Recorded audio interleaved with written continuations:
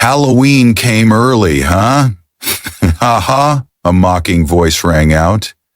No one knew what the girl had been through behind those scars. The diner fell silent when an older man stood up and said something no one saw coming. Welcome to NT, where everyday kindness becomes unforgettable. Let's begin this journey together. Her name was Eliza Monroe, 36 years old, a former combat medic who had served with a forward support unit in Iraq. She made it home. That's what folks called it, made it back alive, but Eliza knew better. She'd left more over there than she brought back, especially on that day. It was August, the kind of desert heat that felt like the sun was inches from your face. Her convoy was moving through a zone they'd been told was cleared, but something in Eliza's gut said otherwise. When the third vehicle exploded, the blast shook the sky. Sand, smoke, and fire shot into the air like hell had cracked open right there in the middle of the desert. She didn't stop to think. She just ran, out of the truck, across the scorching ground, weaving through gunfire until she spotted a fellow soldier trapped inside a burning Humvee. The heat hit her like a wave, but she pushed forward, yelling his name, grabbing his arm, and then came the pain, the unmistakable sting of flame licking across the left side of her face. She pulled him out. They both made it. A helicopter flew them back to base soon after. Alyssa woke up from her first skin graft surgery days later. The mirror was the first thing she saw, and after that, she didn't speak much for a while. When she finally came home to the States, Eliza thought maybe, just maybe, the hardest part was over.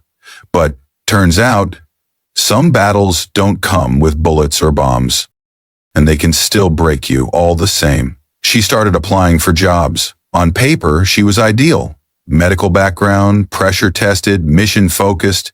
Who wouldn't want someone like that on their team? But the minute she walked into the interview room, everything changed.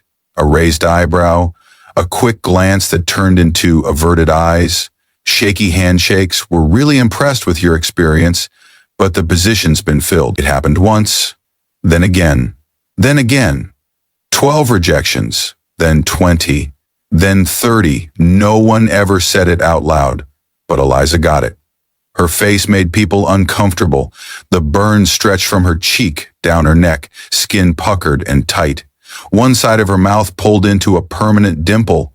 Not the cute kind, the kind that no surgery could fix.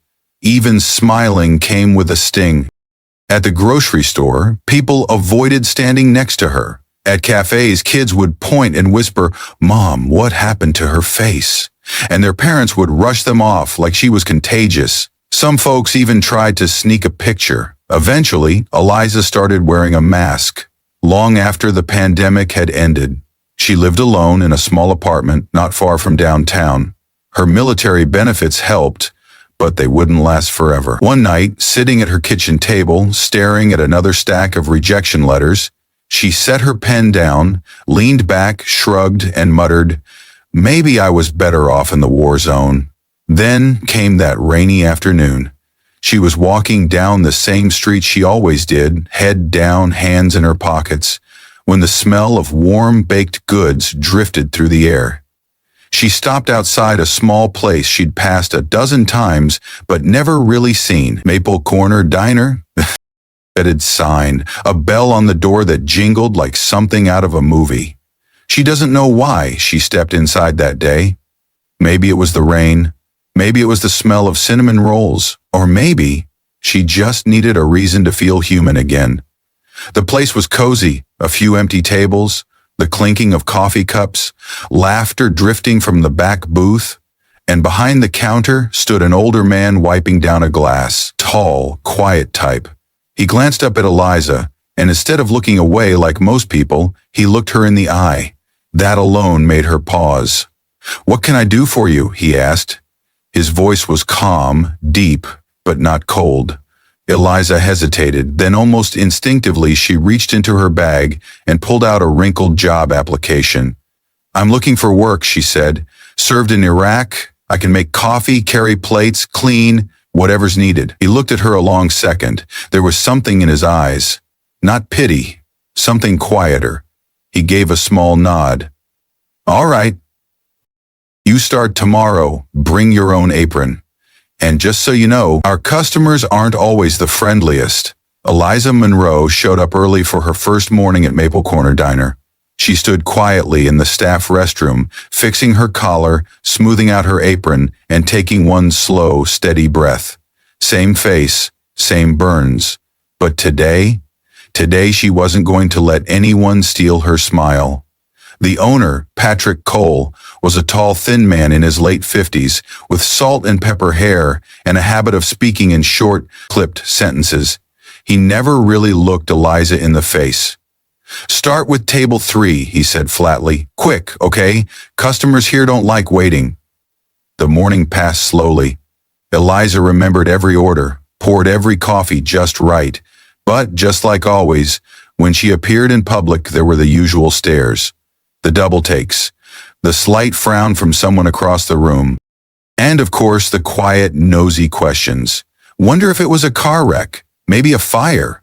Truth is, Eliza had gotten used to it, but some things, no matter how used to them you are, they still hurt. Around lunchtime, the diner started filling up. Eliza went to table 5. 2 well-dressed women wearing too much perfume, and a little girl, maybe 6 years old, coloring on the back of a menu. Mommy, what happened to that lady's face? The girl asked, staring straight at Eliza. The mother froze, gave Eliza a quick glance, then hurriedly pulled her daughter's hand. Shh! Don't ask rude questions. Then she looked back at Eliza and gave a stiff, fake smile. Didn't expect the diner to hire someone so unique. Eliza forced a grin. Not because of the scars, she was used to those, but because, so that's how it is. People thought she was there as a favor, not because she worked hard like everyone else. A few minutes later, she moved to the next table. 3 young guys in athletic gear, laughing loud like they owned the room. The moment they saw her, one smirked. Whoa, one came early this year. The others burst into laughter. Another nudged his friend, grinning. Dude, don't stare too long or you'll have nightmares tonight. Eliza's grip tightened on her pen, just for a second. Then she let it go, laid down the order pad and asked softly, What can I get for you today? The guy in the middle leaned back and said, I'll take a glass of water, and maybe a mask? This time, Eliza wasn't the only one who heard it.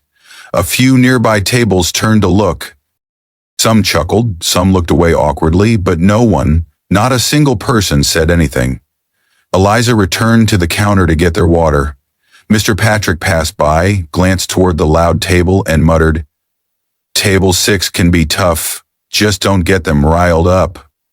Then he walked off. So that's it. I'm the one who needs to adjust. I'm the one who's the problem, just for being me. The worst part came just after 1 p.m.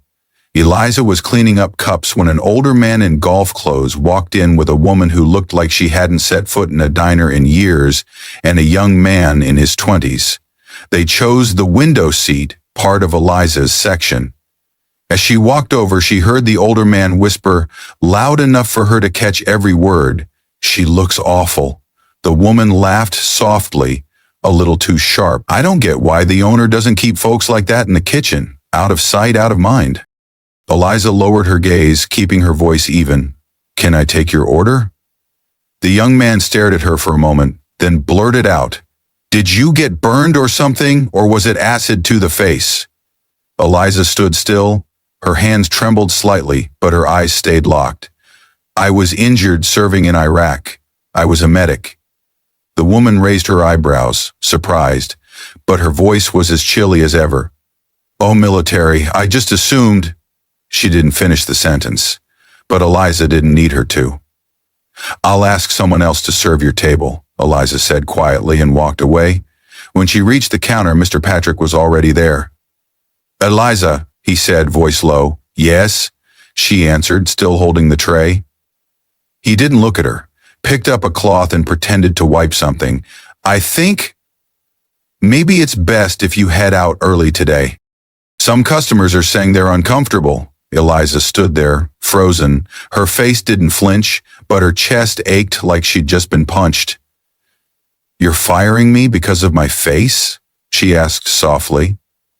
Patrick shook his head and gave a little shrug. "Not firing, just, you know how it is. The customer's always right." "Ah, so always right means I disappear." In the far corner of the diner, near a fogged-up window, sat an older man who had been there since morning. He wore a worn-out khaki jacket, scuffed leather shoes, and his silver hair was tousled like he hadn't run a comb through it in days. In front of him sat a cup of coffee, long gone cold.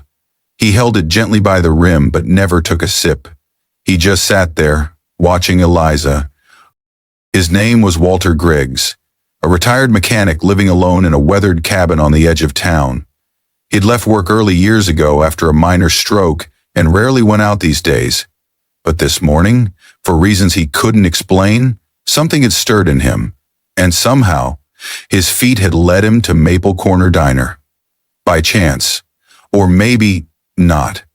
From the moment Eliza began her shift, Walter had been watching, not because of her scars, not because of the whispers, but because there was something in her eyes, something that squeezed at his heart. The way she lowered her head when customers looked away, the way her fingers trembled under the weight of a tray, the way she bit the inside of her lip after someone turned her down. It reminded him of someone he hadn't seen in years, but never stopped thinking about. His son. Andrew Griggs had served in a forward logistics unit in Iraq. Andrew didn't write often, but when he did, his letters were full of stories. Vivid, heartfelt, like he was talking over a campfire. In one letter, dated late 2008, Andrew had written, "Dad, it's rough out here. The heat is insane and we never have enough water. But there's this medic I work with. No, not just a medic. She's more like an angel in combat boots. Her name's Monroe. Eliza Monroe. She doesn't just treat wounds, she keeps us sane. One time, we were under fire while she was tending a kid with shrapnel in his leg. She didn't flinch, just threw her jacket over him and kept working like it was another day at the office. She got burned a few weeks ago, vehicle explosion. Most thought she'd be sent home, but nah. Just a few days later, she was back, hauling her med kit through the dust like nothing happened. Some say her face isn't the same now, but to us, that's the face of courage." Walter remembered every word, every smudge in the ink. It was the only time Andrew had ever mentioned someone's name more than once. And now, sitting here in this little diner, Walter realized, the woman holding that water glass across the room was her, Eliza Monroe. There was no doubt in his mind. The eyes, the quiet strength in her posture, the presence of someone who had stared down danger and now feared only the way people looked at her. Walter slowly placed his coffee cup down, then rose to his feet. His legs weren't what they used to be, but today, each step felt strong, steady. Eliza was back at the counter, reaching behind her neck to undo her apron after Patrick's cold dismissal. When she turned, she saw the older man walking toward her. There was a flicker of hesitation in her eyes, a touch of confusion. "Who's this now? Another complaint?" Walter stopped in front of her. The chatter in the diner dimmed, like the world had leaned in to listen. He looked up at her, studied her face, and then, in a voice that trembled slightly, asked, "Are you Eliza Monroe?" She blinked, startled. "Yes, I am. Why?" He swallowed hard, his eyes turned glassy. "My son, Andrew Griggs, he served with you in Iraq." Eliza's breath caught, her heart clenched. After all these years, all the faces, all the wounds, that name still pierced through like a live wire. "Eliza," Walter continued, voice thick, "he used to write about you, said you didn't just patch him up, you saved part of his soul out there. He said, if I ever got the chance to meet just one person he truly respected, it should be Monroe, the fearless medic. Eliza stood frozen, her throat tightened. The hands that had just untied her apron now clenched at her sides. I'm sorry I didn't stand up for you earlier, Walter said, bowing his head slightly, for sitting back. While they disrespected you right in front of me, he paused, then looked up again. But I can't stay quiet anymore. Then, right there, in the middle of the diner, Walter did something no one saw coming. He raised his hand slowly, deliberately, and gave her a formal military salute, something he hadn't done since 1971. Eliza broke. Tears streamed down her scarred face. No one laughed, no one whispered. Even Patrick stopped wiping the counter. Because in that moment, no one saw the burns, no one saw the scars.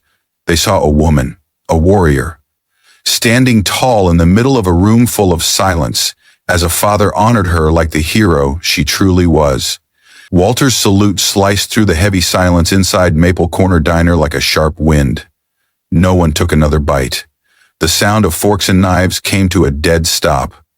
Only the soft sound of breathing remained, as every eye in the diner turned toward the burn-faced waitress.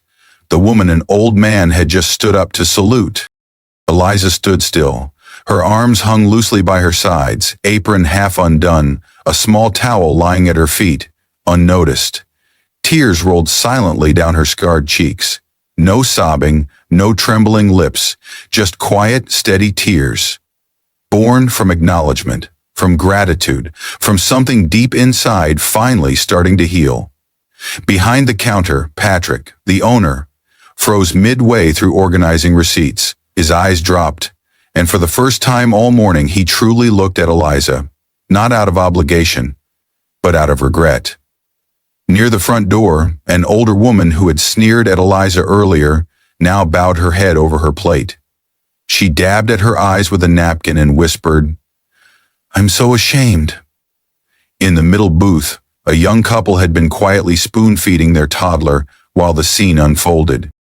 The husband leaned toward his wife and whispered something. They both stood up, walked to the counter. He pulled out a blank receipt, scribbled a note, and handed it to Eliza. "My brother died in Afghanistan," he said softly. "Thank you for coming home." Eliza held the paper gently. Her hand gripped the edge of the counter to keep steady. Then, from across the room, the same little girl who had once asked, "Mommy, what happened to her face?" came running toward her. She reached into her tiny jeans pocket, pulled out a blue crayon, and pressed it into Eliza's hand. "I finished coloring," she said. "You can keep it. You're the bravest person I've ever seen." Eliza smiled. A real one, the first of the day. And then it started, like some invisible string tugging one person after another to their feet. Table by table, people slowly stood. Some nodded. Some simply said, "Thank you." Others just looked at her, long and quietly, as if trying to apologize with their eyes. One young man, maybe in his 20s, the same one who'd made a cruel joke earlier, got up, face flushed red. He stepped closer to Eliza, scratching nervously at his collar. He fumbled for the right words, then finally said, "I'm sorry, I was being a jerk." Eliza didn't flinch. She simply nodded, eyes still glistening. "Thank you," she said. From the back kitchen, Melissa, the other waitress, peeked out. She'd been watching the whole thing. Now she stepped out slowly, holding a glass of water in her hand.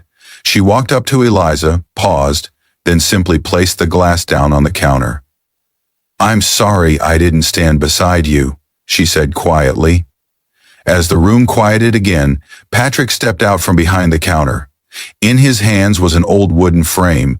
Inside was a piece of paper with handwritten words, a bit crooked but clear.